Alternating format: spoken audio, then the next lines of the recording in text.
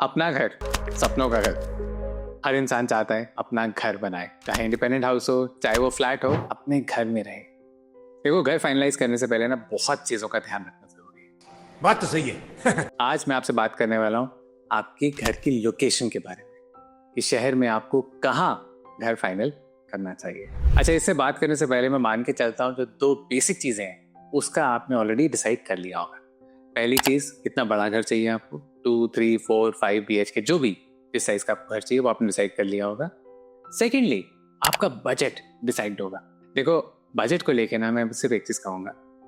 मान लीजिए आपका बजट है 2 करोड़ का। अब आपको बहुत अच्छा घर, मतलब जो आपके एक्सपेक्टेशन से बहुत ज्यादा अच्छा घर अगर मिल रहा है, लेकिन उसका कॉस्ट अगर 2.5-3 करोड़ है ना, प्लीज कभी भी मत लेना। देखो दोस्त, आप जिस बजट में आपने अपना पहले डिसाइड किया था ना, उसके हिसाब से अगर आप लोन ले रहे हैं, आपने EMI फाइनल की थी। ज्यादा जैसे आप बजट बढ़ाएंगे EMI बढ़ेगी। हर महीने एक वो ना फाइनेंशियल स्ट्रेन आ सकता है। देखो, अपने घर में जाके ना अगर टेंशन में रहे तो उसका कोई मजा नहीं आता। So please please be very careful about the budget.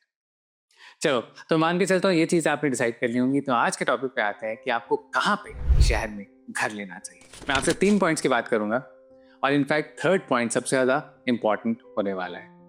तो पहली चीज हम बात करते हैं, the first point is your lifestyle. Lifestyle में ना, देखो, पहली चीज तो ये आ गई कि आप शहर के अंदर रहना पसंद करते हैं या थोड़ा आउटस्कर्ट्स। मतलब आपको हसल बसल पसंद है शहर की, या आप थोड़ी सी शांति चाहते हैं। देखो, वो डिसाइड आपने करना है, राइट। सो लाइफस्टाइल के हिसाब से लोकेशन डिसाइड कर सकते हैं आप। बट लाइफस्टाइल में आपका ना काम भी आता है। अब आप चाहे जॉब में है, चाहे बिजनेस में है, जो भी आप काम करते हैं, क्या आप घर से मैनेज कर सकते हैं या आपको हर रोज ट्रैवल करना है। That's very important. अब मैं इसलिए बता रहा हूँ, मैं गुड़गांव में रहता हूँ, मेरे कुछ कोलीग्स नोएडा में हैं। अब उनमें से कुछ लोग, मैं ऐसे, मेरे कुछ फ्रेंड्स हैं जो हफ्ते में 3 दिन, हफ्ते में 4, एक इंसान तो हफ्ते में 5 दिन नोएडा से गुड़गांव मतलब वर्क के लिए ट्रैवल करते हैं, गोज बैक टू नोएडा। अब उन्होंने एक जमाने में डिसाइड किया था कि नोएडा में घर ले लेंगे। डिसीजन अच्छा था, लेकिन आप सोचो, दिल्ली NCR में अगर आप हो ना, अगर आप जॉब में हो, मेजोरिटी चांसेस यही हैं कि आपकी नौकरी गुड़गांव में हो, ज़्यादा जॉब्स गुड़गांव में। तो अब अगर आप जॉब गुड़गांव में करने वाले थे, तो वो हर रोज़ का अगर आपने 4 घंटे ट्रैवल करना है, that's going to take a toll on your health. So please अपना वर्क को ध्यान में रखते हुए घर की लोकेशन फाइनलाइज करना बहुत बहुत ज़रूरी है। So first thing is depending on your life style. Work from home, या आप हर रोज ट्रैवल कर रहे हैं, शहर के अंदर रहना चाहते हैं, या थोड़ा सा हसल बसल से दूर रहना चाहते हैं। सेकेंड चीज जो आपको हेल्प कर सकती है वो है एक प्रॉपर रिसर्च। देखो, लोग ना बहुत बार जल्दबाजी में होते हैं कि अच्छा, हमने सोचा था इतने बेडरूम का घर इतने बजट में मिल रहा है, बस ले लो। ठीक है, मिल रहा है, ले लेना चाहिए, लेकिन उससे पहले थोड़ा सा रिसर्च मीन्स आपको ना जो रियल एस्टेट एडवाइजर्स हैं उनसे थोड़ी बातचीत करनी चाहिए उस एरिया के बारे में, अगर वो एरिया से आप फेमिलियर नहीं है। मतलब इसमें देखो 2 चीज़ें हो सकती हैं। एक तो आप उस एरिया में रहते थे और आपने वहीं पे घर परचेज करने का सोचा, देन यू फेमिलियर। हमारे साथ ऐसे ही हुआ था। हम एक सोसाइटी में थे, हम 3 साल वहाँ रेंट पर थे। हमें सोसाइटी अच्छी लगती थी, आसपास का एनवायरनमेंट, आसपास जो फैसिलिटीज अवेलेबल थी, नुआंसेस पता थे, हमें पॉजिटिव्स पता थे, सब कुछ पता था। तो फेमिलियरिटी, हमने डिसाइड किया वहीं पे घर परचेज करने का। तो दैट्स वन वे। लेकिन दूसरा चीज़ ये हो सकती है, आप एक नए शहर में कहीं शिफ्ट हो रहे हैं, वहाँ पे परचेज करना चाह रहे हैं, एक ऑल टुगेदर नई लोकेलिटी में आप परचेज करना चाह रहे हैं। उस केस में ना आपको थोड़ा समय लगाना चाहिए। समय मतलब जैसे दिन में वहाँ पर वैसे ही ड्राइव पर चले गए, आसपास का थोड़ा एनवायरनमेंट, दिन से भी ज़्यादा मैं कहूँगा इवनिंग्स या early night, just pass through that locality. थोड़ा सा ना वहाँ की वाइब्स को महसूस करने की कोशिश कीजिए।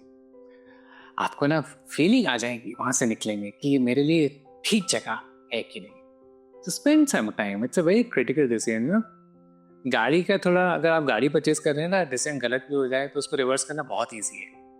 घर का डिसीजन अपने रहने के लिए आप जो ले रहे हैं, वो अगर गड़बड़ हो जाए तो बहुत मुश्किल होती है उसको रिवर्स करना। So proper research, please spend some time in proper research. And third last point, इसमें मैं आपको कहूँगा practicality, be practical. I mean, इसके अंदर कुछ चीज़ों की बात करते हैं। देखो, अपना वर्क वाला डिस्टेंस हमने खुद देख लिया। लेकिन ना, अब अगर आप घर परचेज कर रहे हैं, इन ऑल प्रोबेबिलिटी फर्स्ट, अगर आप हाउस परचेज है, you should be somewhere in your early mid 30s। हो सकता है आप शादीशुदा हैं, बच्चे हैं, होने वाले हैं, जो भी। तो आपको ना उस केस में फैमिली की रिक्वायरमेंट्स को भी देखना बहुत ज़रूरी है कि कल को अगर बच्चों ने स्कूल जाना है तो आसपास के एरियाज़ में उस तरह के स्कूल्स अवेलेबल हैं जहाँ पे आप अपने बच्चों को पढ़ाना चाहेंगे, या अगर बच्चे ऑलरेडी एक अच्छे स्टेज में हैं जहाँ पे आगे उनको हायर एजुकेशन कहीं आसपास परस्यू करनी है, तो क्या पब्लिक ट्रांसपोर्ट अवेलेबल है। तो फैमिली नीड्स को देखते हुए आपको ये कंसिडरेशन, ये भी ध्यान में रखना बहुत ज़रूरी है। इसमें प्रैक्टिकलिटी में एक और चीज़ आती है कि कुछ हेल्थ केयर फैसिलिटीज़ या आपकी हॉबीज़, मीन्स अगर साथ में पेरेंट्स हैं तो उनकी कोई हेल्थ रिक्वायरमेंट्स, आसपास कुछ ठीक हॉस्पिटल्स अवेलेबल हैं, अगर उनको बहुत फ्रिक्वेंट कभी ना कभी फोर्टनाइटली या मंथली विजिट की ज़रूरत पड़ती है, तो आसपास की हेल्थ केयर फैसिलिटीज़ कैसी हैं। एंड आपकी हॉबीज़ को लेकर, मीन्स आपको कुछ ना कुछ गेम्स पसंद हैं, कि आसपास एरियाज़ में उस तरह की फैसिलिटीज़ अवेलेबल है, राइट कोचेज़ अवेलेबल है, इंफ्रास्ट्रक्चर अवेलेबल है कि आप अपनी हॉबीज़ परस्यू कर सकें। आपको पता है बहुत बार लोग इसलिए परस्यू नहीं कर पाते क्योंकि वो इंफ्रा अवेलेबल नहीं है जहाँ पे वो रहना चाह रहे हैं। तो ये ध्यान में रखना बहुत ज़रूरी है। आपकी लाइफ सिर्फ काम तक सीमित नहीं है। You should have the avenues available for you. अच्छा, प्रैक्टिकलिटी में ना एक और चीज़ बताऊंगा, और ये सिर्फ और सिर्फ आपके लिए है अगर आप एक हाई राइज में एक फ्लैट लेना चाहते हैं। देखो, हाई राइज में ना आपको कोशिश करनी चाहिए कि आप एक नए कॉम्प्लेक्स में रहो। पता है क्या, हाई राइज की जो कंस्ट्रक्शन की जो क्वालिटी है ना, वो धीरे धीरे और बेटर होती जा रही है। मतलब आज के डेट में जो हाई राइज बन रहे हैं, मैं आपको कह सकता हूँ वो बेटर क्वालिटी के बन रहे हैं एज कम्पेयर टू जो बने थे वो 10 से 20 साल पहले। अच्छा, आप हो सकता है एक बहुत रेप्यूटेड बिल्डर के हाई राइज में ऑलरेडी रह रहे हैं, मैं exceptions can always be there, but मैं जनरल वे में बता रहा हूँ, जो हाई राइज की जो टेक्नोलॉजी है वो धीरे धीरे और बेटर होती जा रही है। तो आप एक पुरानी कॉम्प्लेक्स में अगर लेंगे ना, अपना घर अंदर से तो आप बहुत बढ़िया करा सकते हैं, लेकिन बाहर का जो वेयर एंड टेयर वहाँ का रहा है, वो जो सीपेजेस पुरानी सोसाइटी में रही है, उसका कुछ नहीं कर पाओगे। So please be very careful. अगर हो सके, मैं आपको कह रहा हूँ, कोशिश करके आप एक नए कॉम्प्लेक्स में लीजिए। नया जो अभी बन रहा है फाइनल स्टेजेस में है या पिछले 1-2 साल में डिलीवर हुआ है। If you buying a flat in the high rise, try and buy it in a new society. तो आज आपसे मैंने कुछ चीज़ों के बारे में बात की कि आपको लोकेशन कैसे फाइनल करनी चाहिए, मतलब आपके लाइफस्टाइल की कुछ चीज़ें हमने बात की। फिर मैंने आपको कहा, आपको रिक्वेस्ट की कि आपको टाइम स्पेंड करना चाहिए रिसर्च पे, उस एरिया पर, उस लोकेलिटी पर कुछ रिसर्च करिए। और फिर ये प्रैक्टिकल एस्पेक्ट्स आपको ध्यान में रखना बहुत ज़रूरी है जब आप अपने घर की लोकेशन फाइनल कर रहे हैं। तो मैं आपसे जो शेयर करना चाहता था वो पूरा हुआ।